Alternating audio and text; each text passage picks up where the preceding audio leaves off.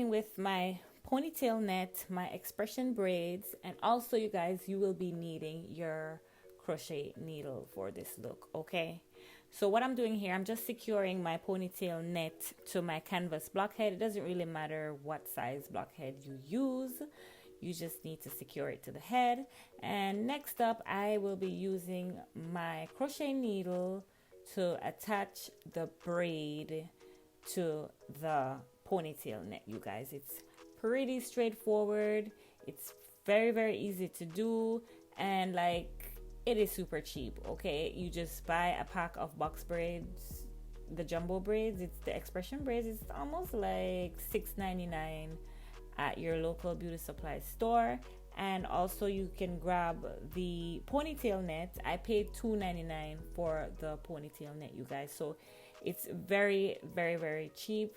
It's very affordable. It's actually cheaper to do this in comparison to buying the actual drawstring ponytail, okay, like the one that's already made. And also the good thing about this, you guys, with the ponytail net, it comes with, in the box, it comes with the clips. So when I'm done attaching the hair, the braids to the net, I'm gonna sew the clips on the inside of the ponytail net, and the clip is there, so you know, to secure the drawstring ponytail to your hair, you guys. So that's pretty much what I am doing today, you guys. I hope y'all enjoy this video. Just watch the video to the end and you will see the finished look. And if you guys enjoy videos like this, feel free to subscribe to my channel. It's absolutely free. And don't forget to hit the notification bell so you can be notified whenever I upload any new content. And also leave a comment in the comment section below. Let me know if you like this look. Let me know if this is a look that you will definitely try, and if it's a look that you will try, or if you have tried it, feel free to tag me on Instagram. I want to see my Instagram handle. It's on the screen. It's at DGreatSay. So feel free to tag me, okay, you guys. And also don't forget to hit that like button if you actually do like this video, okay? So y'all just enjoy this video. You'll see everything in details, step by step, and you'll see what the hair looks like in the end. So I'll see y'all at the end of the video, okay?